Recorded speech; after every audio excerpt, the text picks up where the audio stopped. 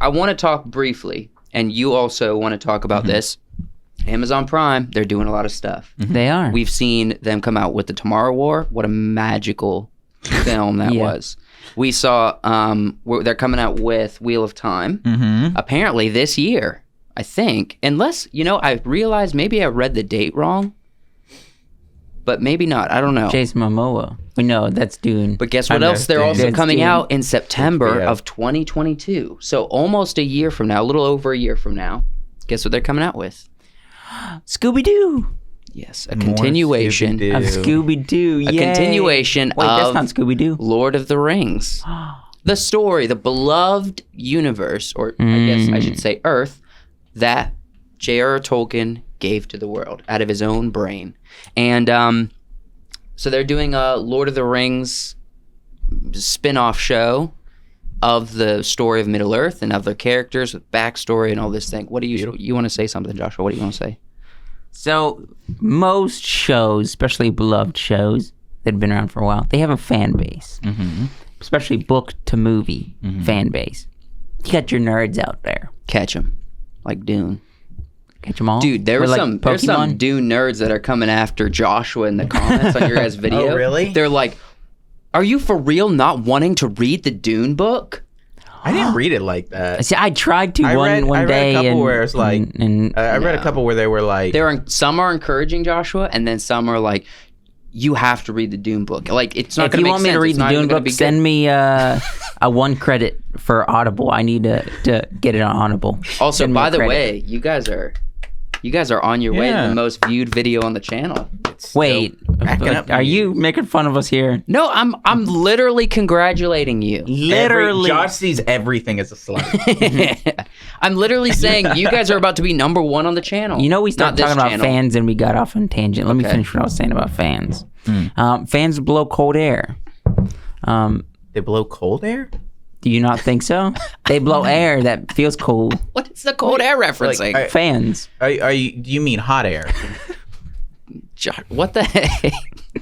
I got it. So you do realize this is going to be a clip for the channel, and people will click off in 30 seconds if we're not talking about the thing. Fans, what do? If you don't get it right according to the story of the book, they get mad. Like we were saying, because I didn't read Dune. Okay. If they mess up Lord of the Rings, there will be people coming after. Who's the director for this? I actually don't know. That's a good question. Idea. Let me look it up. Hold on. Because I feel like Lord of the Rings has the strongest fan base of stories. I mean, it's got people. This is based on what? The Silmarillion? Yeah, people love Lord of the Rings. We talked about Lord of the Rings on one podcast, like season 3. We had an older gentleman from like London comment on our video and like correct us on a small, minute detail because we messed up something. Yeah. If they mess up stuff for the show, there will be death threats. There will be death. There will be death. Okay, let's see. I'm going to the Wikipedia for the Lord of the Rings TV series. It says Peter Jackson has potential to be involved with this, but there's not clear involvement. Directed. Which one of these trees gets eaten? That's my question. It's eaten. Yeah. By the spider? Yeah, one of them gets eaten. I think they both are. Really? I have no idea. I'm spitting out my butt. Oh. I don't know. I thought it ate the one. Yeah. Okay, so they have a list of executive producers. They should throw what's Aragorn's mother? What's her name? Give me some. I don't know if she's in this age though. How John Mark would know. He read the book. Then why do we not have John Mark on this episode? Okay, this isn't I don't think this is about Silmarillion. Why don't we have John Mark on this episode? Right. If you guys know this answer, leave it in the comments. But I'm pretty sure the show doesn't actually. I was told by somebody this week that the show doesn't actually have the rights to the Silmarillion. Who owns that kind of stuff? The family of J.R.R. Tolkien. But they don't have the rights to create a series. Apparently, all this show has rights to is the backstory that J.R.R. Tolkien wrote in Return of the King book. I would just be like the prelude. We're going to do it anyway and get sued. But, they might be. Well, I don't think that they might be making it and then in process of getting rights to it to distribute it. I don't think they could make something like this without having the permissions and Probably the thing not. is, I don't certain know. things. I don't know. And that's why I said if you do know and you're watching this video, please let us know. We're just giving our thoughts initially. You know, it'd be funny if someone made a compilation of us, like all our videos being like, we don't know anything about this. We don't know about it. I don't know. I don't know. Let's talk about some stuff we do know. All right. So we watched a little review of this to understand what the concept is. to understand what's going on here. And There's so going to be some elves. This supposedly isn't where the show is going to be taking place. The show is going to be taking place in the Second Age. Yes. This looks like a flashback to the First Age. Yeah, in the what is it called? The land of the. Why is it when I start recording my brain goes your brain shuts turns off? No, the Undying Land. Undying Land, yeah, the place to the west. Yeah, where the elves went off to in the last movie. The White Shores. Yes, because that's where the trees. That's are. where the trees are. And the trees are in this image, if you can see it on camera there. Apparently, these trees is the gold tree and the silver tree. There's fancy names for them, but one is for like the sun and one's for the stars. Yeah. I think the stars one gets eaten by the spider. okay. Yeah. Shelob's mom? Mother. Yes. Oh, the giant spider. I know this is not trivia how much you know, but It is not. Because we don't know a lot. I want Sauron. to get the Salmarini? wizard guy, not Saruman. yes, Saruman. What type of wizard is Sauron? Well, all the Saruman. wizards are The white specific. wizard. The white wizard, yeah. The whole time Yeah. At least in Lord of the Rings. in the movies. All right, you're asking questions. in the that- books. He's not. You're Is he you're not? venturing into Have territory. you read the books? I have read the book. He's like there's another type of wizard that's the colorful wizard or something. Rainbow wizard? Yeah. Oh, okay. Yeah, I don't know. I think that's Different above. rank. That's above white wizard, isn't it? But all of the wizards are technically the same creature. Yes. Um, They were warriors in the Second Age and yeah, from the First Age. I believe. and they're sort of like I guess you would comparable to sort of like angels and demons, where there are different strengths. So the Balrog and Gandalf would sort of be on the same level, where like some Sauron and Saruman. no, I'm Sauron would be a higher Oh yeah. of these creatures, and somebody comparable to him, I think, would be a character like Tom Bombadil. Okay. Yes. Or And then Morgoth, which is maybe it's thought to be this character here in this picture. Well, there's theories about There's that. well, because I mean, did you? I saw there's So there's there's a passage. quote from the Silmarillion. book that says like Silmarillion.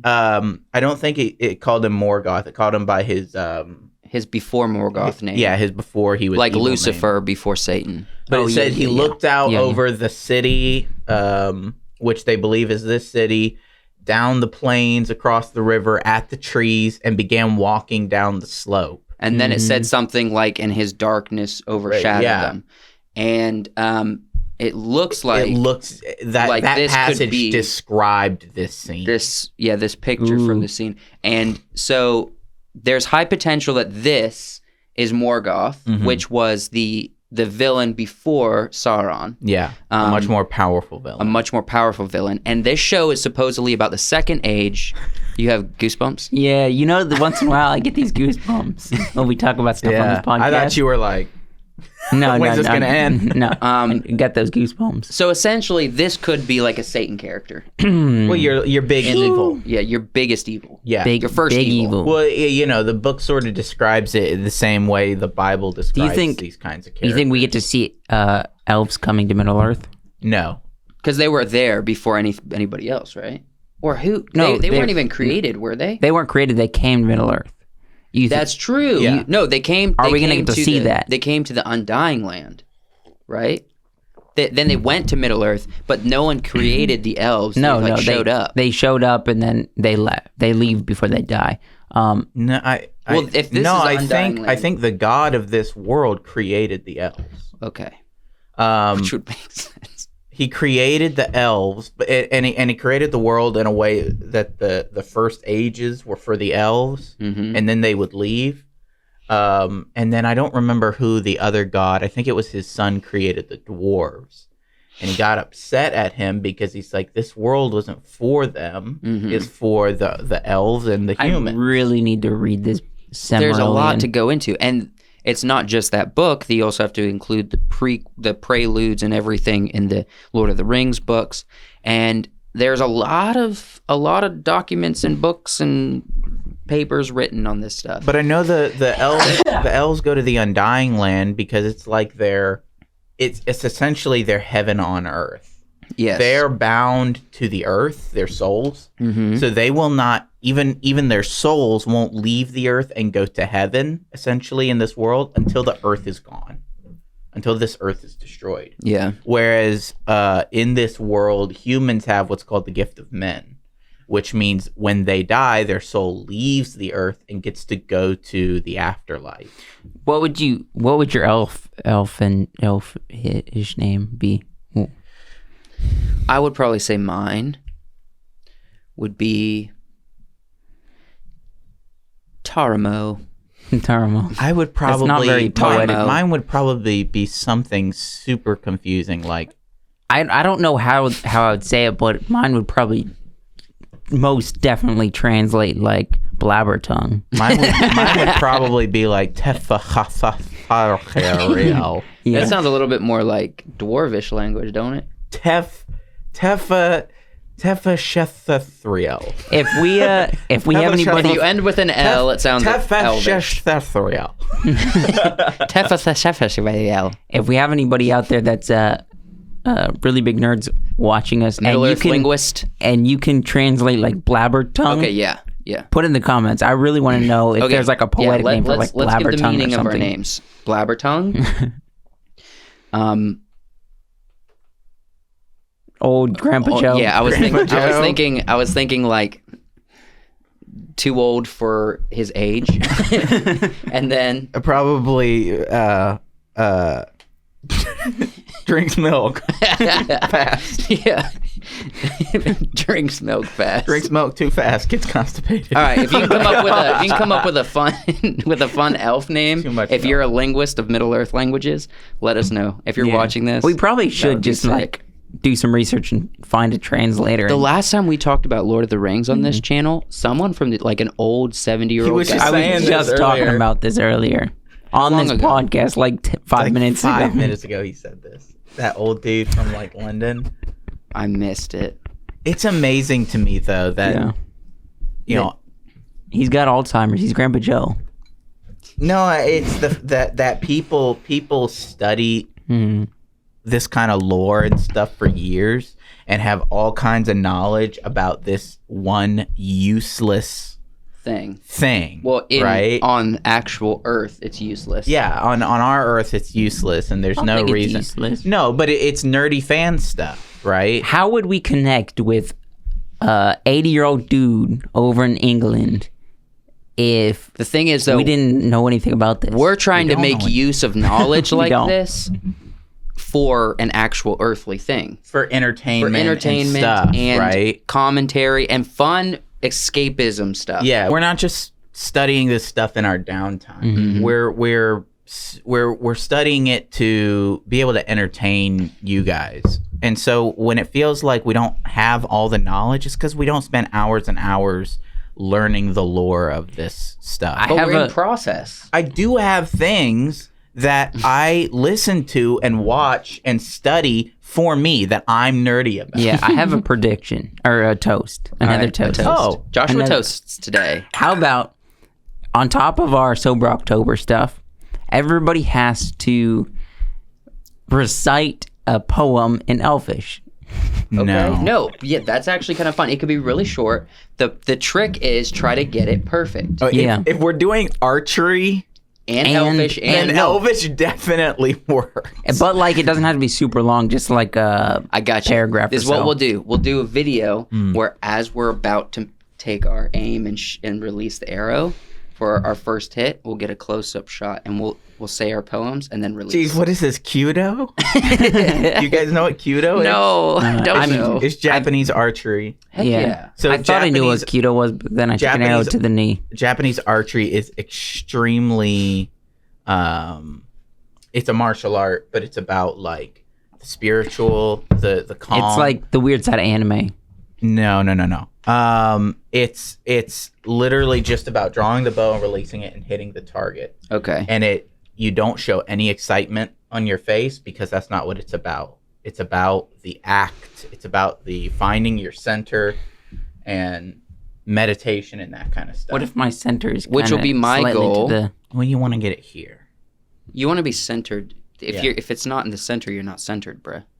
So look, center yourself up right in the middle of your pectorals. If you work out for Sober October, your pectorals can get tighter and tighter, and you can hold stuff right there. Yeah, And like your an arrow. cleavage. Yeah. Like I wouldn't even be shooting arrows with my hands. It'll But be yeah, like my pecs. because I was thinking of that kind of like martial archery would definitely fit with Elvish. That you can definitely see like Elrond, like, you know, drawing back the long Japanese bow and releasing it and just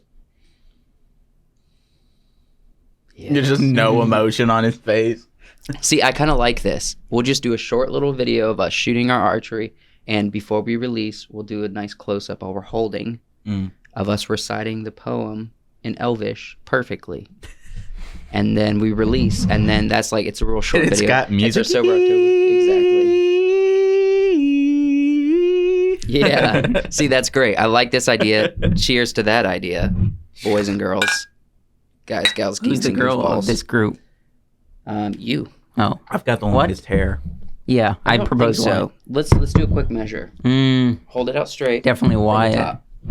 His hair's curly and it's like All right, Joshua. who's definitely got the- Wyatt. Hold on Wyatt. now. Hold His on hair's now. like this much more than yours. Hold on now. Pull it down in front of your face and see where it comes to on your face. Okay, yeah, yours hit your chin. I'm on my way. I'm on my way. What's that country song? All the way.